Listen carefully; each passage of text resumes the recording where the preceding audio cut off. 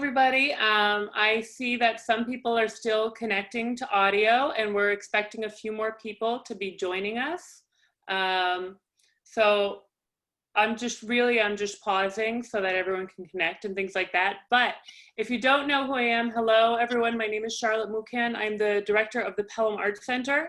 And I just want to say welcome and thank you so much for joining us in our virtual space today. We've been doing these virtual studio visits for the last few weeks, and I am loving them because it's such a great way to connect with an artist, find out about their journey, their purpose, what they've been through. And I've learned so much, and I hope that you'll be able to enjoy it as well today. I'd like to go over a couple housekeeping items before we go visit Arlene live in her studio. Yes, you can use the chat feature if you have questions or comments, and I will make sure that those questions are addressed. I'd like to ask that everyone stays on mute while we're doing the studio visit, especially if you have something like a barking dog or a vacuum or whatever. Use the chat box, and at the end we will turn it more into a question and answer where people can unmute themselves and ask specific questions about a body of work or a particular process or whatever that might be like. So welcome, thank you everyone. I'm so happy to see some familiar faces here, and it's a real joy. I am going to now spotlight Arlene, and we're going to go right to her studio. So thank you, Arlene Rush. Hi. So I first want to thank everybody for coming. This means a lot to me, being in this pandemic, feeling so isolated, having you come and join me here, and having Charlotte, who I know for many years, ask me to do this. It's really heartwarming, so thank you so much. So welcome everybody. This is my studio, and I've been here over 25 years. I'm going to take you around to the work that I've been doing and talk a little bit about the work and also the pandemic, how it's affected my art, and so on and so forth. So first of all, this very small, from a big installation it will be, called Where Liberty Dwells. And this work falls under my Current Affairs series. And my Current Affairs series is running since, I would say, it actually started in 2008, but I really focused on it in 2016 with the election.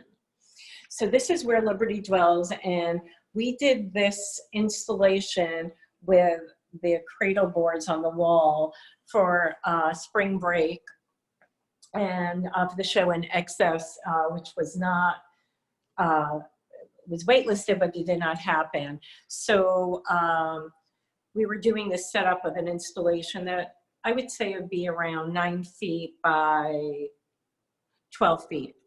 And there's around 16 cradle boards, and there's 19 cushions representing the 19th Amendment. So I'm reflecting on Where Liberty Dwells. In my Current Affairs series, this is an earlier piece, which was 2016, and I was actually thinking about it today. It's called America 2018. And if you look closely, you can see over here it says America Fading Out, and there's drips of resin on it. And it's this is a bunting mourning flag, and it's unfortunately really reminiscent of what we're going through right now. Our country is dying. Our political system, it's all very, very sad. And this piece represents the loss of our freedom or liberty that we, as a country, really marked ourselves as having. This is Hope for World Peace, and I did this for a show that was last summer, which is now quite saddening because it was at Plaxel Gallery, and I was supposed to be showing again this year at Plaxel in March for Women's History Month, and that show was curated by Lisa, let me make sure I say her last name right, I'm very bad with this, Di Donato, and that has been put on hold, and that show is called Someone Will Remember Us Even in Different Times. And I will show you the piece I did for that. During the pandemic, when I started, I was pretty frozen, and which is very unusual for me because I'm quite prolific in work. And I really felt doing art, doing anything was not important. What was important is other people and how could I help other people. Though I did feel it was very important to mark this in history, and so future generations will not forget about it. So I started marking my rolls of the cardboard and toilet paper and marking the weeks that I used it. And this will be an installation that will be ongoing, but I also have, it's not that, and I also have another piece that I'll be doing from that I'll be doing some casts of and using the dates that are recorded here. This is also part of my series, Current Affairs, and I did this piece probably in 2019, and it's called Is That All There Is? And it's really the patriarchy of our political system, and it's small-minded men. And moving along here, this is Vogue. And this is a skull. It's very subtle, but you can see the little babies crawling up in the unicorn where there is some hope. And it's about voting and, you know, our country, what it's about, and the money flowing over, and the evil skull. And the pig, yes, the pig is very important. So moving along here, the piece, the show that was put on hold that might still happen this summer at Plaxel Gallery. I did this piece called, what's the name of the piece? All right, I don't remember the name of the piece. I thought I wrote it down here. Well, oh, Not Forever. No, that's not called Not Forever. Well, Charlotte, do you know the name of this piece? Do you have it from my website? I'm like blanking out now, oh God. Well, this work is really about the, you know, the underpinning of society and how they see aging and imperfections. And it's kind of interesting because, you know, and how, you know, what is beauty, what is aging, what is impermanence. And in Japan, when ceramic pieces break, they fill it with gold and lacquer, and they mix it, and they put it into the cracks, and they put it back together again. And that is considered something very beautiful. So it's like the veins, the wrinkles, the crinkliness of our skin, the beauty of that is demonstrated here. And it's very bodily. Moving along to more work over here. Oh yes, and this is from the Me Too. This I did, I think, 2019 also, the Me Too era, and Do Not Touch, representing what the president. So that could have been in actually before 2019. It could have been 2018. So this piece of declaration was done, and here I'm using myself. And some of you might know I use myself in my work. One, I'm readily available, and two, if I'm going to strip down certain things from a human being, I might as well do it for myself. And I also am a twin, so the twin to a boy, and I have a twin brother. So some of that is reflective in my work, and it definitely is a springboard in my work to dealing with identity. And I grew up in a very unusual household because I had the best of both worlds in terms of being a female and being able to do male things. I was a tomboy. And so I meld the two genders together because we could be everything. And instead of separating ourselves with, even though we are unique and uniqueness is great and that's what makes life interesting, there is a common denominator about us all being human beings. And we forget that. And all the isms are about us not being equal. And I'm looking at how we could connect ourselves, each other, to an us and a we instead of a them and an I. So that, a lot of that is in the work, and that's where I'm using my heads on a male and a female. Over here is America, and it's somewhat self-explanatory. They're urn-like shakers with shredded dollar bills on this luxurious colors of the flag velvet. And the tops are tilted. They're about to either fall off, explode, or it's just representing how we as a country need to do something different because it's not working. You know, there is no perfection here at all. And it's all about capitalism and greed and money. And it's interesting because, like, when you think about this pandemic, so much about this at the beginning had to do with people being older and the lack of worth in older people's lives. How we see, how society sees that in this country is quite, it's quite saddening and it's shameful, actually. So this piece over here is early work, and it's called Fear, and it's quite interesting having it present at the moment, because I think fear is what is underlying everybody at the moment. And I moved into this series using my hair, stripping it to an androgynous form of a human being, stripping it down, taking away all the egocentric parts like my hair and my eye, you know, my eyelashes, things that kind of separate me from others, and things that I also hold on tightly to as a woman, and what I think society might even admire. So this is all stripped down, and this came out of a period where I was moving into conceptual work from being an abstract sculptor, making big life-size, over life-size, big outdoor steel work.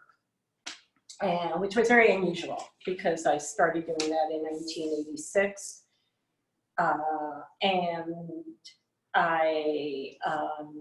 not that many women were working in steel, so a lot of my male friends, a lot of my artist friends were males, and we used to go to steel yards and stuff like that.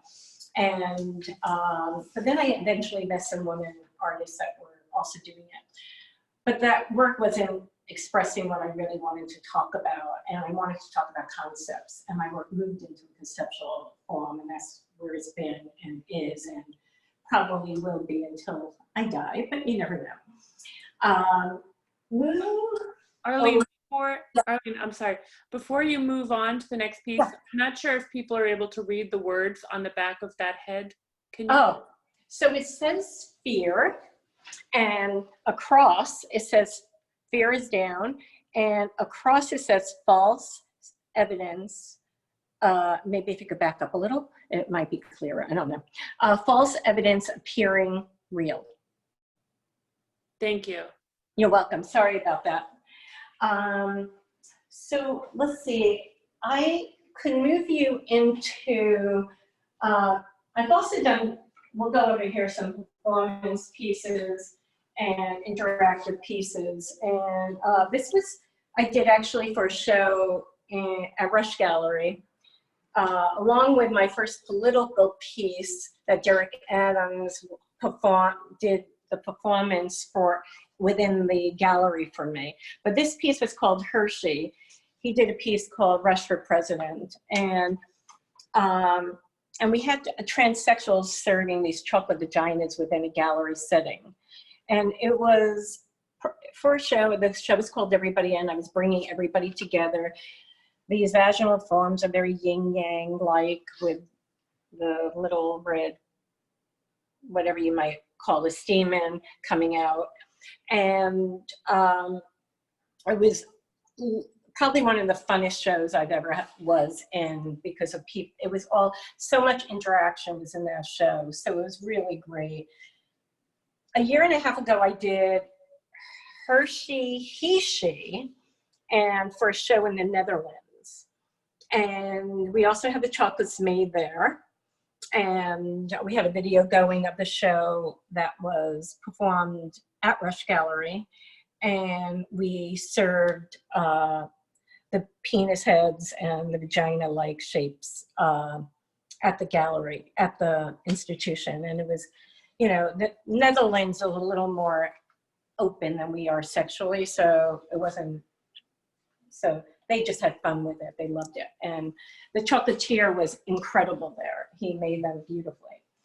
So moving along to work, I was in the process of making, before the pandemic hit, is this piece that I've been doing for the last year, maybe even year and a half. And I'm using 63, I was using 63 pieces in it. I was creating with these coffins a pattern, and a pattern that would, when you first look at it, you wouldn't know they're coffins, but then when you look, you would see they're coffins. And it was really a representation of my time, my life, and being on this planet 63 years, but we're beyond that already. So, and so they will all have, you know, where I am with it right now is in process. I was supposed to be on a show. They decided it was too big for their wall, so I had to make another piece. And so every 7-1 will, so they all will have mirrors in it. Every 7-1 will be different. The mirror will be placed in there differently. Since the pandemic, I think very much about how we're going, how we get through each day, how we get through each week. So in this, every 7 year, you generate cells, so there's a new birth. Now I'm thinking about every week, so every 7 day marks a week of getting through this pandemic. So the piece might change. It might move more into that, opposed to what I was doing, which has a similar concept to it about impermanence and how things change constantly.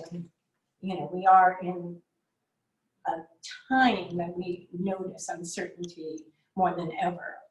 So this piece is still in the works. And this piece I was doing is also still in the works, and it has drippings down. We'll have drippings, but I'm still working on it. The piece is called Not Forever, and it was for a show at Pen and Brush that was supposed to open in April. And now it's not opening until 2021. And from a curator, Bina Sakara, she's in India. And she has a publication, Galleria International. I am featured in it, but I don't have a hard copy because I was supposed to get it in April when she came in. And the show is on identity. It's a group show. And when you look in this, you see how what appears is fading away and being covered by the drops, the dripping. And it talks about beauty and identity and and impermanence. So aging, sickness, death.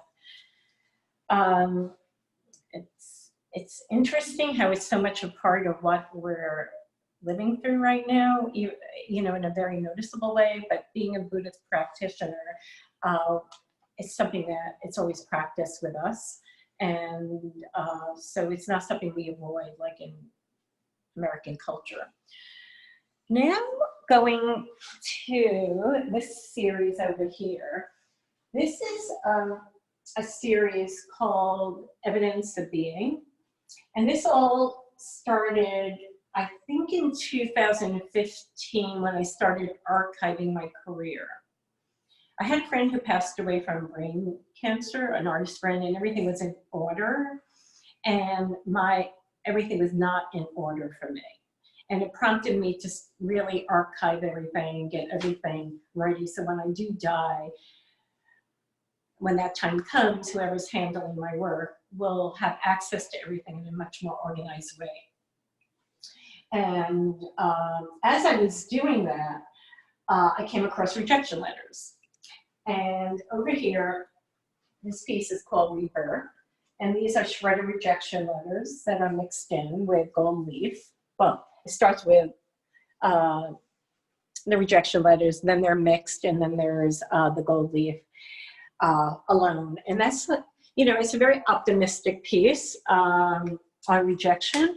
I have here a very tongue-in-cheek piece, a smaller version called Sugar and Spice. And then I made, 40 some odd envelopes, or 35 envelopes. I did an installation last October, this past October at Pen and Brush that was really beautifully installed. They gave me a great venue to have the work look really great. And all these envelopes are made by hand. They're made, to let you know, at a museum board and archival paper, acrylic, resin, metal leaf, wax, and polyurethane.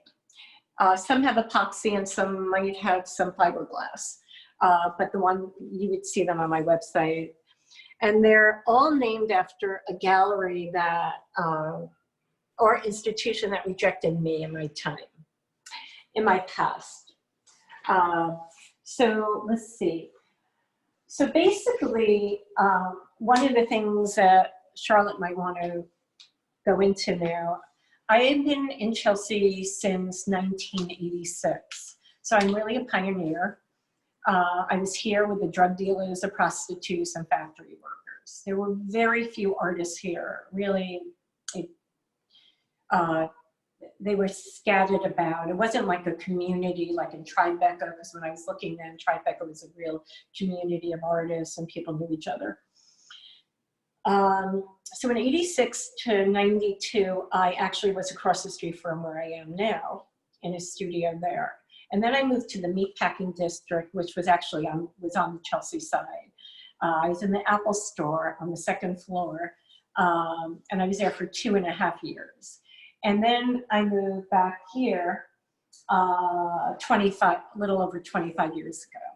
So I've been pretty much a staple in this neighborhood, and I've seen the changes. And in my series, Evidence of Being, there is Chelsea Then and Now that Charlotte thought she might show you.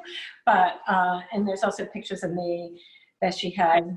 I am going to share that, Arlene. Thank you. Huh? I am going to share these incredible photos of Arlene in her first studio in Chelsea. Okay. Right across the street, right, Arlene? Yes. Yes. So Arlene is a pioneer female welder in Chelsea in the mid 80s, right? Yes. You see me okay? Am I Yes. Am I at the right height? All right, great. Because I'm sitting down now. So, actually I could turn it around, and 1 second. Give me a moment, guys. I just want to. While you're doing that, I'm also going to. There was something else that I also wanted to share. Yeah. I have to get back to it. But I just love seeing all the work in your studio so much, Arlene, that I don't want to interrupt with this, but this is a photo of the rendering of the Evidence of Being. Right. Installation that she was preparing for spring break. So this is, well, you can talk about it. Oh, well, no, it was, the show was in excess, and this was a proposal that we did. Actually, Kate, who might be there now, was curating it, and we were waitlisted, like probably a number of people, and didn't get in like probably a number of people. So, but it's available for some other place. I wanted to just show this because I think you're thinking as far as you're making and then seeing these installations, and we saw that little piece of it in your studio, but Yes. to be aware that like this is how Arlene envisions representing that in the end. It's just a different conceptual piece. And we saw some of these on the wall as well, but I wanted to highlight a few of them just very briefly, and especially this one, which I had to do a shout out and a thank you for, because she did donate it to the Pelham Arts Center to support nonprofit arts, which was so glorious that we were able to get this into a collector's home this past fall. So I had to say thank you for that. You're very welcome. You're very welcome. I did a similar piece, just to let you know, for the spring break. It's not the same, but it's similar. Okay. It doesn't have them on it that yours said. So are there any questions that you might want to ask? I have some questions from the chat, Arlene. And this one seems very interesting. This was privately sent, so you can't see it. But about your choice of materials and the relationship with that and concept. And does it start with the concept and then figuring out the materials, or do you sometimes fall in love with the material and have that lead to a concept? So I usually start off with concepts. I love materials. As you can see, I work in all different materials. And though I will say, which I don't know if you could pull up the piece, Charlotte, in Waiting, which is under sculptures, and the figure is the glass lady. Okay. It might be good if they could see that, because that piece started, that piece was actually a piece that was first, its first conception, because I rework some of my work at times. And it was part of a series that was called Carnival, which is deals with loss. Because Carnival in Latin is removal of flesh. And I was doing like hospice work at the time and teaching art to women with cancer. So, and my mother went through cancer twice. So what I was doing at that time, this was a different piece to begin with. And then, and it was called Carnival. And then I decided to, I sold the photograph that went with it, because it was, it had more, it was an installation piece. And I decided to rework the piece. And I saw glass in my friend's studio, and I took the glass and I put it on the seat of that piece. And I thought about the fact that the piece is sitting there contemplative and waiting, which we're doing a lot of today, because we're waiting for the virus to be over, or we're waiting on lines. It's always waiting, particularly in New York. But that piece, no, you could do a detailed shot of it, right? Yeah, that's what I was. Basically, I figured I would do the chair, just the stool. But then I was, some friends were over and we were hanging out, and they thought I was doing the entire piece. And I said, oh no. And then they said, well, you have to. And I said, oh, I guess I do. So it took me almost a year. So each piece of glass is put on individually. And it was a very meditative process for me to do that piece. And because of the material, so there I started with a concept. I found material, I used the material. Then I was hooked into the concept of what the material meant. The shattering of glass, things breaking apart, things shedding, things purifying. And I started using it in my twin series. I started using it with the heads, the concept of the head and the self and the shattering of the features. So it became, if you look under heads, you could see one piece called self-portrait, and it's the glass head. I could show it to you here. I'm going to get up and bring you with me to how that piece evolved also. So here we go. So this is a self-portrait, and it's also with the glass. And one of the things about this piece that you don't see it, the pedestal does light up. And the other thing about it is there's double-sided pupils. So then when you look inside, on the other side, you see it looking inward. So, and it's part, you know, that's definitely the concept of how we perceive, you know, I was dealing with perception and how we see things in life. So, so that's, to answer your question, it could start with a material like even gold leafing is, there's a concept behind the material that I use a lot because gold creates value. You know, we think of it as something of value. So is it possible to turn the self? What's that? Oh, the self-portrait head around to see the Oh, yeah. Yeah. I'm going to, actually, I'll plug it in because you can see it better with the light on. So I'm just going to put this down and let's see if I could do it correctly since my friend left already. So let me just see if I could.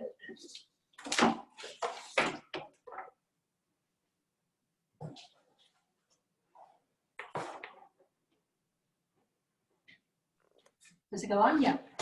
And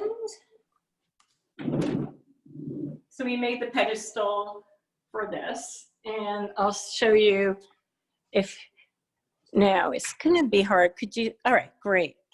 So, oh, you can see it. You see the eyeball. You can see some of the, as I go around it, you can see the eyeballs looking, the pupils looking in. It's really, oh, good. It's really subtle. But you could see it, and it's quite in person particularly. And when you see it, it's like, oh, whoa, you know, this is looking at me. I forgot that was on the light up pedestal. That's a really nice reminder about the lighting. We're getting some other questions about material, and you know, this one goes back a little bit, but about switching from the abstract metal to the conceptual, and that's to be a big turning point. And can you tell us more about it? Yes. So I got out of school, and in school I worked mainly abstract, and I did some conceptual work back then. This is the late 70s, and I sort of took a break from doing art because I had no money after school, and I was supporting myself. So bottom line to all of it, I wound up I moved into the furniture industry, and I was doing design work and working a lot with architecture.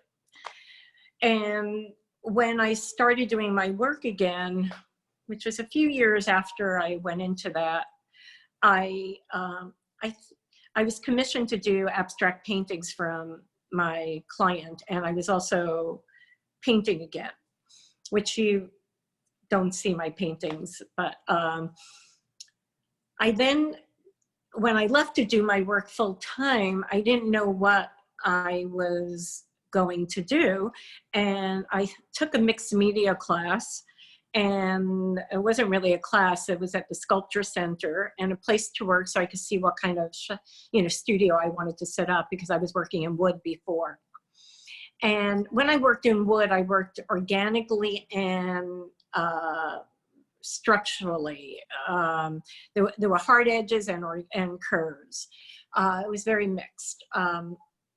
But at that time, I went up there, and he asked me if I wanted to do stone work or if I wanted to do the welding, and I didn't quite really want to do either, but the welding looked more interesting and the people looked more interesting who were there. So I started welding, and I got hooked on it. And, you know, when you're doing welding, most of it is abstract. I don't know many welders that do figurative work because you're moving that into casting and maybe casting in steel. But I started doing, and the influence from what I was doing prior, the architectural and the design work, I think was very much in my early work. So that's basically how it all started. And you know, abstract. I just didn't find that it allowed me to speak my voice the way I wanted to speak it, and I had to move out of it. I just wasn't doing. It sort of played out for me. I still do certain things, certain abstract things, ink drawings and stuff that I do privately, and I sell it privately. You know, some people see it and they usually want to buy it.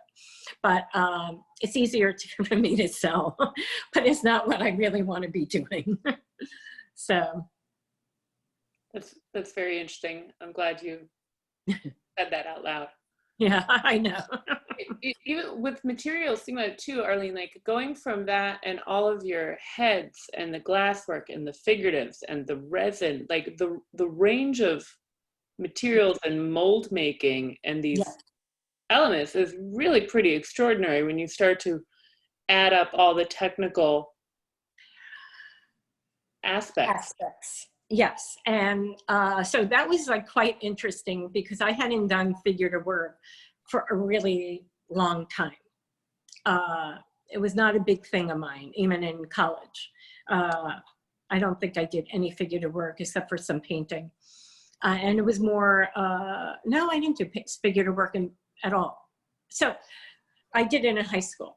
So I've done art my entire life, just to let you know. I don't remember not doing art and not being an artist. It just was something I always did.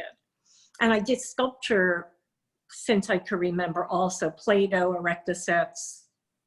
I was always building and doing, you know, I like the physicality of working with materials.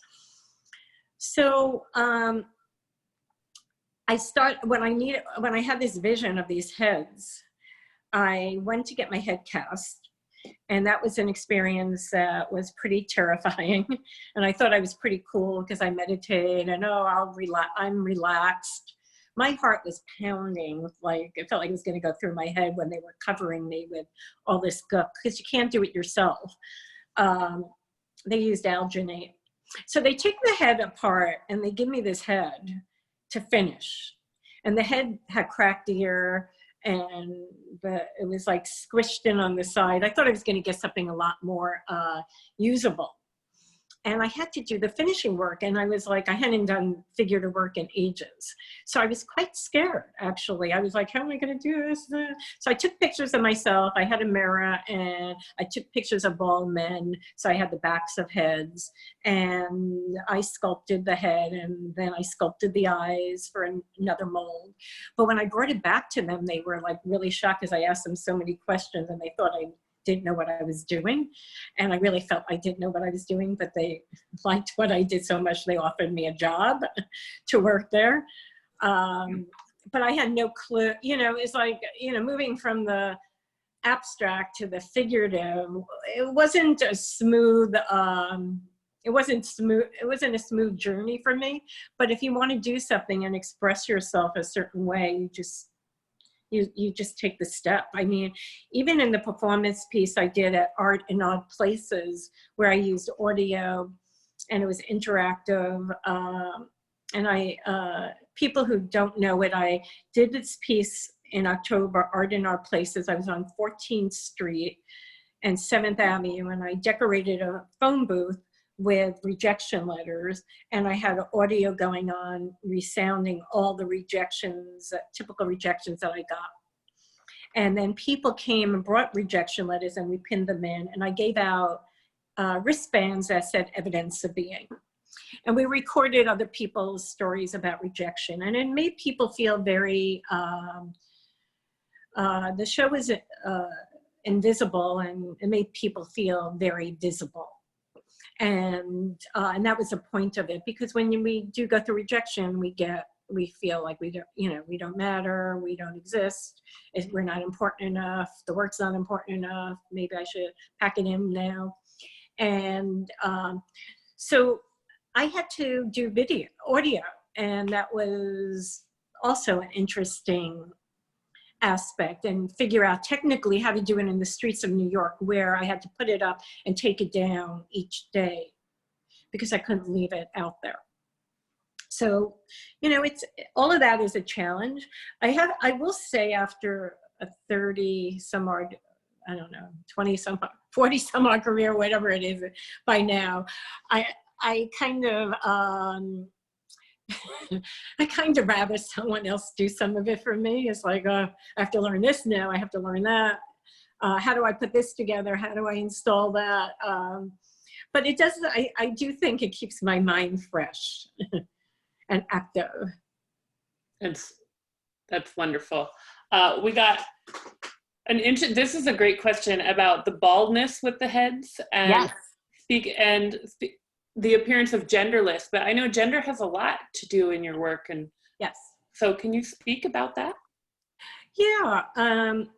Well, to address the baldness and the androgynous part of the head, it's very much what I was saying earlier when I talked about it, is that I wanted to bring together the male and female and make it into a human being. I felt that, I was kind of fortunate. I was very fortunate in life. I was able to have the best of both worlds, growing up with a twin brother. And my parents did not say, you had to do this, he's a boy, you're a girl. And the roles, like, my father cooked and ironed my clothes for me. My mother cooked and, he did the laundry, she did the food shopping. I mean, we were all we just did what we were better at doing. It wasn't because of gender and roles. My mother worked, my father worked. So I grew up a certain way, but in life, I realized being a woman and what it was about and how people responded to me was very different than how I grew up and how the world sees you. So I felt it was more hopeful to strip what we hold so precious to us into, strip it away, which is the baldness, because hair is something we respond to greatly in our society. And if you don't have hair, particularly as a woman, either you're sick or you have a disease, or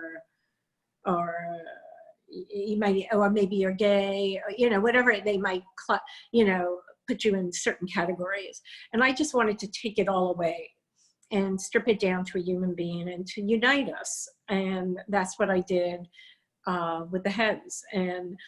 But I do talk about gender a lot, socially, politically, how we're seen in the art world. I talk about how the art world sees women. And of course, since my work is so much to do with current affairs, there's so much that comes out in society around how women are treated.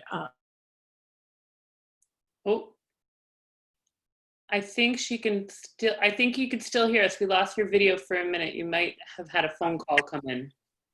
All right, I know, yeah, I got a call that came in, sorry.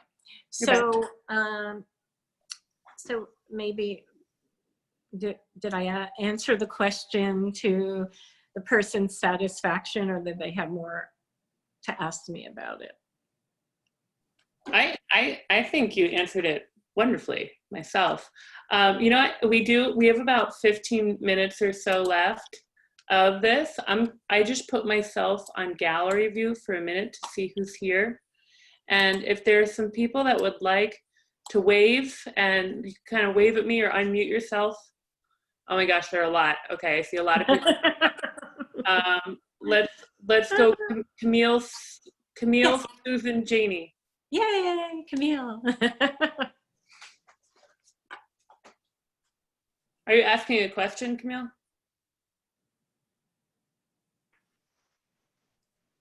No, you just asked if anybody wanted to wave. I'll wave too. Oh, I'm sorry. I was confused. Not just waving. Waving is fun, but what I meant is if you had a question for Arlene. Oh, no, we're just waving. That's very funny, Charlotte. That was my mistake in my rhetoric. I apologize. But if anyone had any particular questions that they'd like more clarification on or comments. Oh, yes, Barbara, please go ahead. Hi, hi, Arlene. Nice meeting you finally. That was really wonderful. Thank you so much. Oh, you're so welcome, Barbara. Yes, Thank you. really great. So, now that we're older, Yes. I wonder for you, because you talk a lot about age, you talk about death, Yes. and I wonder how that affects your work and moving forward. Like, Yes. how did that influence you? So, okay. So it's very much, it influences actually this series that I was working on and the piece that I was doing for Pen and Brush and the piece that with the coffins, and there's more pieces where it's part of my series called My Body as a Battleground. And it's something that, I want to talk about and do talk about in my work, but I'm being older, I'm thinking a lot about my career, my body falling apart, the aging, and how society looks at you, and in many ways. And my Buddhist practice has a lot to say about it also. So I also had cancer, so I did work on that, which is in the series of My Body as a Battleground, but that was 9 years ago. But I'm actually doing more work on that.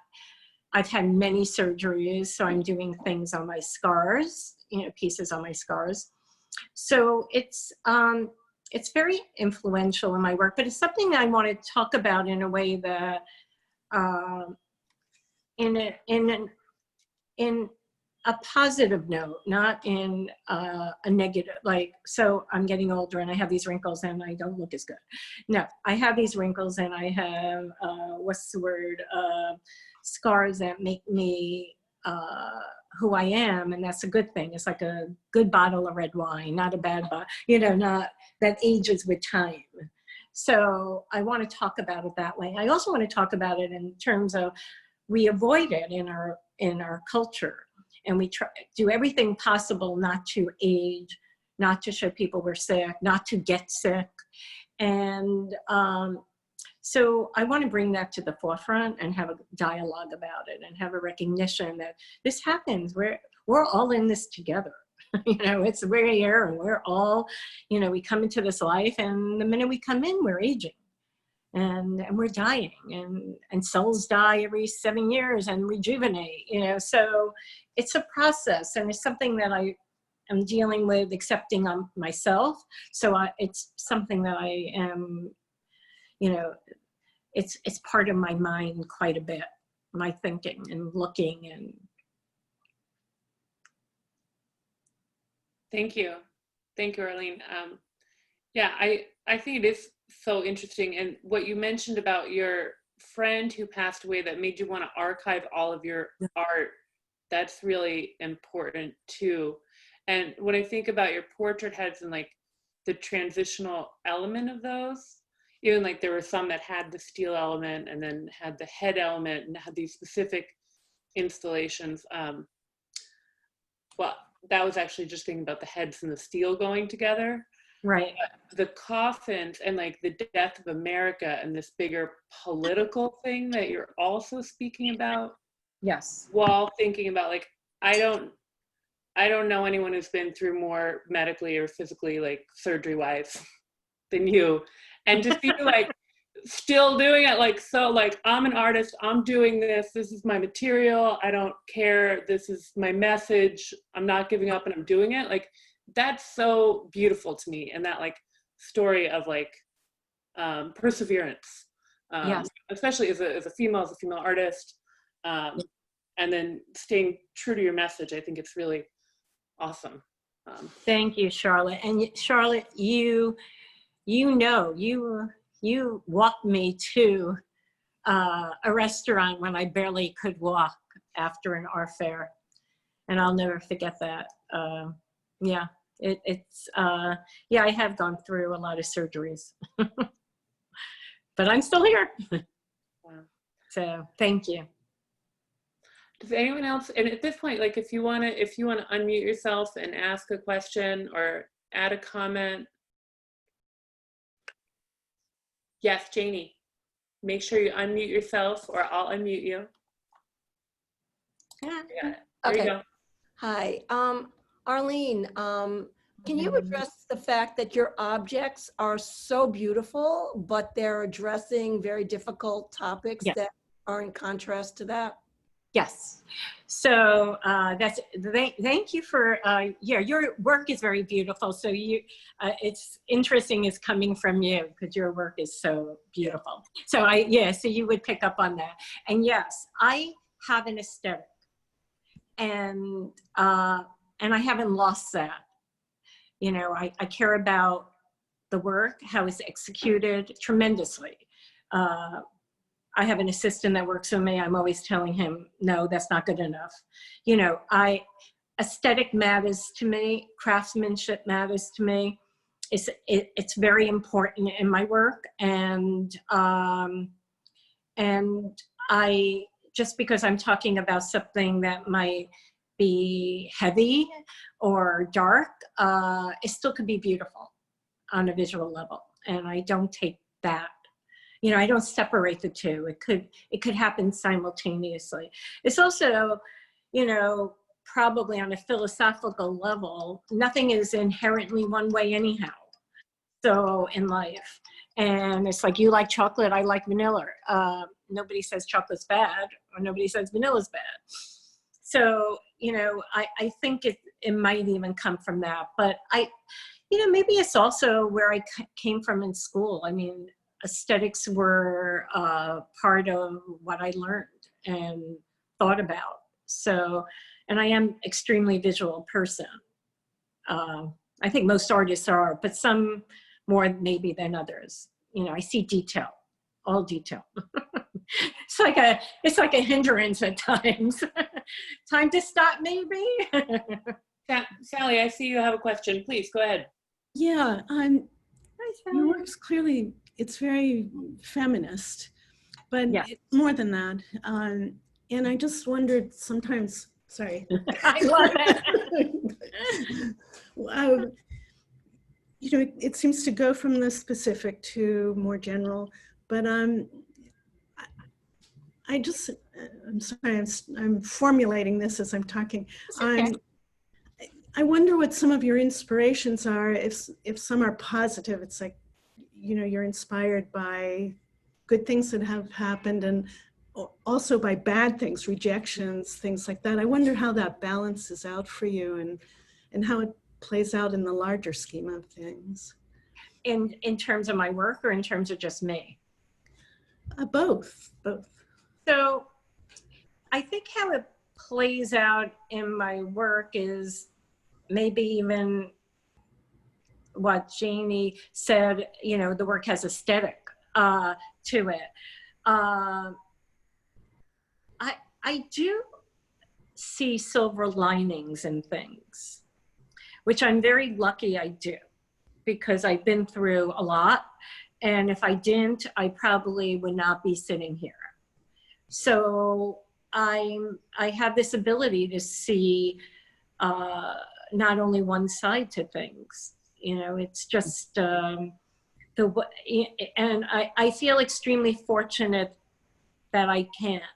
I mean, right now, what we're going through at times is just so painful, and I don't see any silver lining. But I do know change is what we need, and this will promote change, what's happening in the world, as difficult it is to go through.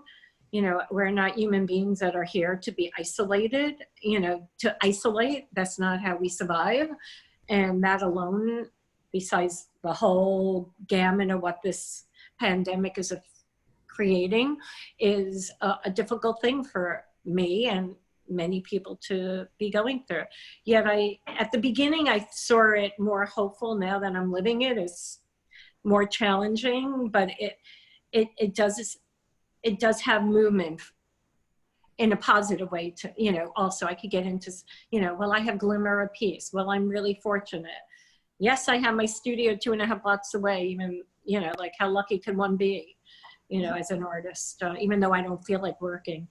It's like, doesn't matter. I have it. I have the, Yeah, I'd like to say particularly that glass figure really sticks with me. I think it's such an important piece. And it's transcendent. Some of your work is very issue oriented, but also I just like the way that it leaps from personal to more global. And it's very important that my work does go, leaps to global, because, I think all work comes from a person. So it's always going to be personal. I don't care, it's abstract. It all has a personal aspect to it because it's coming from me. Though I think about bigger pictures than just me, but I also see myself very connected to other human beings because I'm human. So if it's happening with me, if I'm feeling this way, it's happening for other people also. It's just not only me. And so I want to connect from the place of the we more about what I talk about, even on a political. It's a cultural, we're all going through this. I didn't always look at politics. Or maybe I did, and I saw all these white men in the same suit, and I couldn't have any relationship to what that was about. And then, 2008,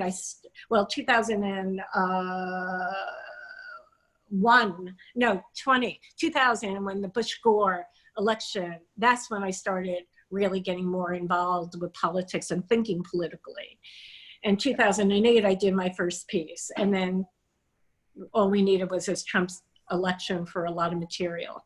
It's a lot of material. I see Paula had a question as well. Oh, and then Valerie. Paula and then Valerie.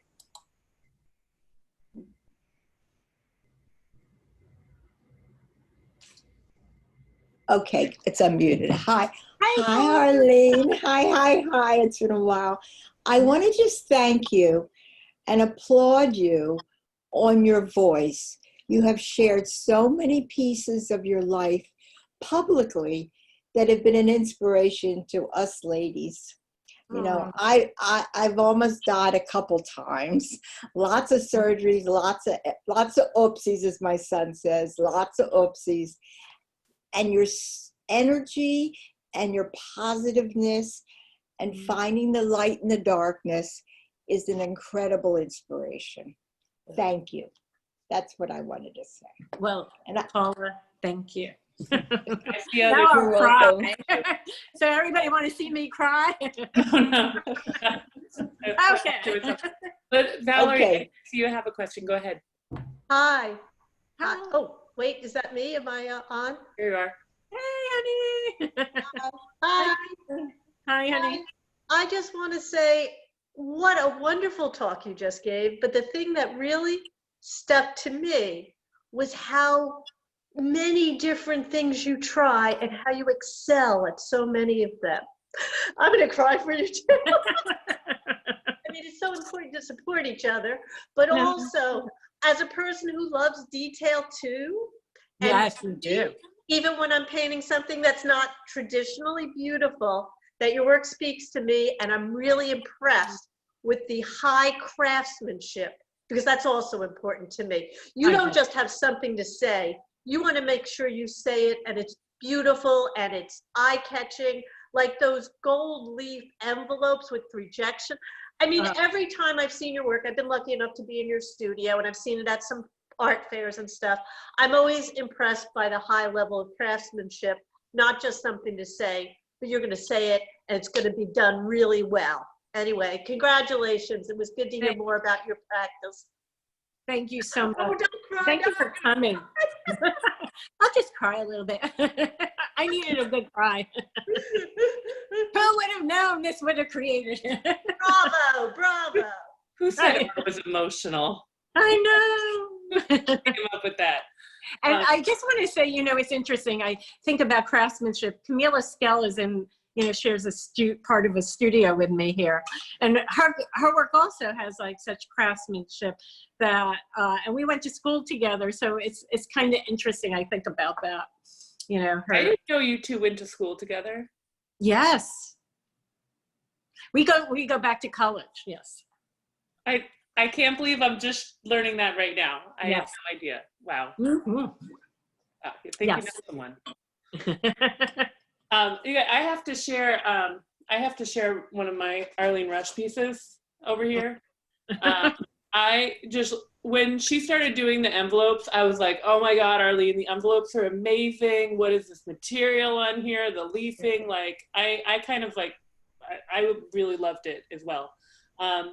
But what I also love is that Arlene also always gives back. So this was a piece she did to support the Pelham Art Center for our Studio Cafe in 2018. Is that right? Yeah, that's right. And I was lucky enough to get it. It was my first choice, and I was like, oh, mine. I'm going to take that one home. So I see some of my board members on here as well. And you want to show them the pictures when I first started welding or not? yeah, I did share those earlier. Oh, did you? I didn't see. I did. The camera was flipped. Now I see. I didn't see before. I only saw myself. All right, forget it.